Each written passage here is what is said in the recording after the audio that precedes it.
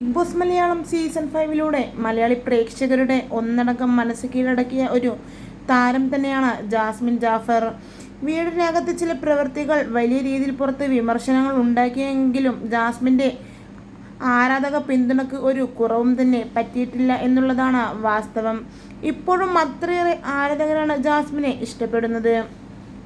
എന്തായാലും ജാസ്മിൻ അകത്ത് വെച്ച് ചെയ്ത പ്രവൃത്തികളെല്ലാം ഊതിപ്പെരുപ്പിച്ച് വലിയ രീതിയിൽ അത് ജാസ്മിനെ നെഗറ്റീവാക്കിയ ഒരു യൂട്യൂബർ ഉണ്ട് എന്നാണ് ഇപ്പോൾ ഇതിനോടകം തന്നെ പുറത്തു വരുന്ന റിപ്പോർട്ടുകൾ.